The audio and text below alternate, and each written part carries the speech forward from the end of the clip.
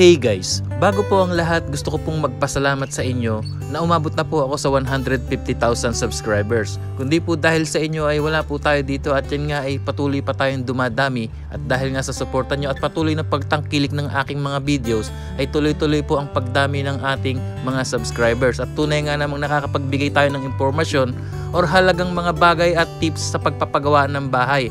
At yun nga at marami pa pong nai-inspire sa ating mga binibitawang inspirational speech at motivational upang wag tayo mawala ng pag-asa sa ating pagpapagawa ng bahay. Kaya maraming salamat pong sa inyong lahat, lalong-lalo na sa aking mga regular viewers at sa aking mga na-feature ng bahay, especially sa mga kapwa nating OFW at sa mga single mom na patuloy na lumalaban para sa kanilang pangarap sa ating pamilya. So yun nga guys, ito po muli ang ating pag-uusapan ngayon. Ang napakagandang bahay na ito na kung saan ito po ay Class A finishing. At makikita nga po natin yung loob nito na talagang napakaganda ng pagka-finishing nito at talagang ginastusan ng owner ng bahay. At yun nga ang lagi nating ibinibigay na tips na maliit man ang halaga ng bahay or malaki, ang importante ay makukuhanan natin ito ng idea. Lalong-lalo na sa mga interior designs na tulad nga po ng lagi nating sinasabi na kung meron tayong naibigan dito at pwede nating i-adapt sa ating pagpapagawa ng bahay, or tayo pa man ay nagre-ready pa lang at yan nga ay nanonood tayo ng mga vlogs na ganito, ay unti-unti kumuha tayo ng mga diskarte at magagandang bagay na pwede nating i-adapt sa ating pagpapagawa ng bahay. At yan ay napakalaking tulong, kagaya nga po nung aking sinishare lagi sa aking pagpapagawa ng bahay ay marami po akong nai-adapt sa mga napanood kong house vlog at yun nga nung nagpagawa na ako ng bahay ay meron na akong idea na maganda pala yung ganito at ganyan. So ito po ang ating tutunghayan ngayon, ang napakagandang bahay na ito ni Ma'am Jessa na kung saan ito nga po ay Class A finishing. At ito nga guys, at nakikita nyo na mismo yung loob ng bahay. At ito nga, i-detalye natin yung specification kumbaga sa gadgets, yung pagkagawa ng bahay nito. At anya nga ni ma'am, ito po ay full kontrata sa kanyang pinagkakatiwalaang contractor company. At yan nga, once again, congratulations po sa iyo Ma'am Jessa sa napakagandang bahay na ito, na tunay ngang kapupulutan din namin ito ng idea, lalong-lalo na sa mga interior designs ng napakagandang bahay mo.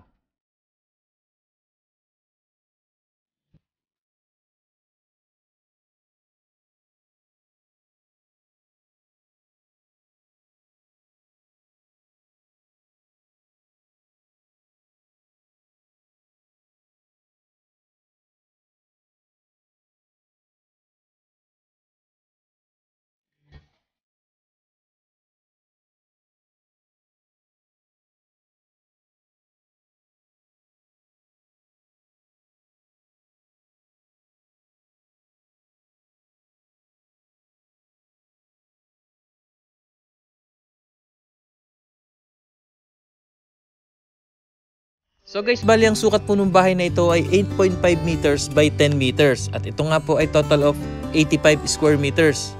Ito po ay meron 3 kwarto, kitchen and dining area, living room, 2 toilet and bath, porch or terrace. At ayan nga guys, at nakita natin yung interior design nito talagang fully finished at napakaganda. Ayan, at built-in with cabinets pa. At ito nga ang ating pag-uusapan ngayon. So sa structural po ng bahay na ito ay gumamit sila dito ng hollow blocks na number 4 at number 5. At ang mga bakal naman ay 12mm, 10mm at 9mm. At ang ratio or mixture po ng halo ng semento at buhangin nito ay sinunod po nila sa tamang standard or procedure. And also guys, about naman po sa roofing, at ito nga po ay ginamitan ng steel trusses na kung saan ito po ay tubular, angle bar at C-par lins. At yung bubong naman or yero ay gumamit sila dito ng color roof, long span rib type at 0.5 ang kapal. At ito na nga ay with flush and gutter na po yan. At talagang garantisadong matibay. And then also guys, dito naman sa kanilang mga tiles work. So umpisahan po natin dito sa kanilang bathroom na kung saan ito po ay 60 by 60 ang ginamit, flooring and wall. And then ito nga po ay may stainless fixtures din, flush and lavatory at shower. And also guys, about naman po dito sa kanilang flooring na kung saan ito ay 60 by 60 din. And then yung iba po sa harap ay mga tiles bricks ang style. And then ito nga po ay lahat ay porcelain double polish. At yan nga, at nakikita natin guys, napakaganda po ng setup ng pagkagawa nito. Talagang mapapawaw tayo sa interior designs. At yan nga, ikuhanan din natin ng idea ang bawat setup nito na pwede nating i-adapt sa ating pagpapagawa ng bahay. So guys, about naman po sa kanilang mga bintana na kung saan ito po ay ginamitan ng sliding windows at meron din po silang corner window glass. And then ito na nga ang kagandahan dito ay meron din po itong window jamb or hamba na kung saan ito po ay 2x4 ang ginamit. Ayan, at nakikita natin makapal po yung pinaka frame niya.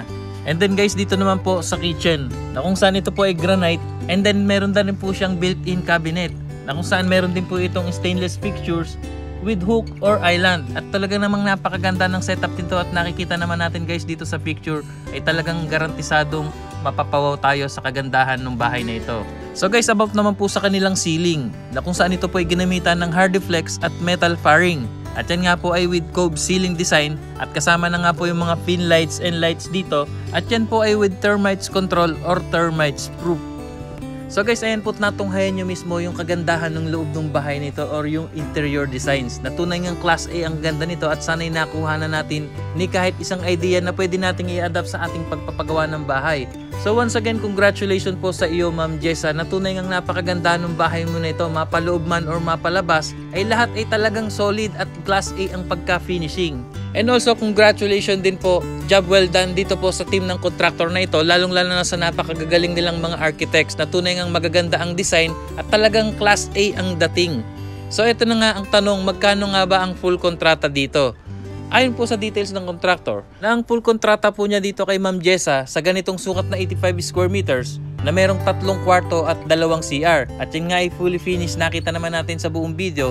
At yan nga ay lahat-lahat, nagkakalaga po ito ng 3 million pesos. Yes, 3 million pesos po, at ito po ay class A po ang mga materyales na ginamit dito. At yan naman ay nakita natin sa buong video na tunay nga namang napakaganda. So once again, congratulations po sa iyo Ma'am Jessa, at tunay ngang napakaganda nitong bahay mo, at lahat po tayo nangangarap na magagandang bahay. At yun nga, kung hindi pa natin kaya ang marangyang bahay na kagaya nito, ayun nga, magsimula tayo sa step by step na ating pangarap na bahay. At yun nga, pag meron tayong sinimulan ay may tatapusin. At ang pinakamaganda dito ay habang unti-unti natin itong nakikitang nabubuo, ay mas lalo tayong sisipagin sa ating pagtatrabaho.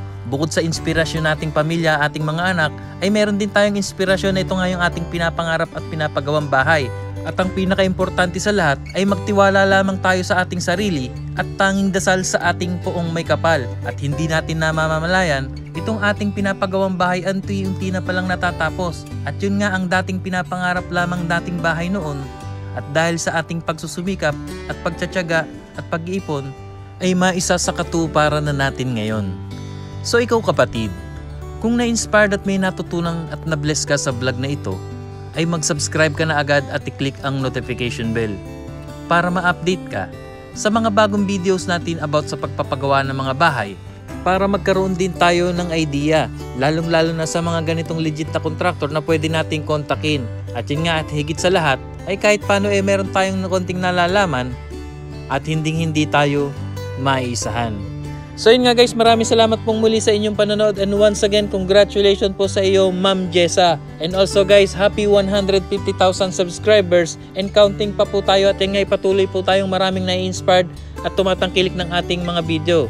So yun nga guys, see you on my next video. Ingat po tayong lahat, and God bless po sa ating lahat.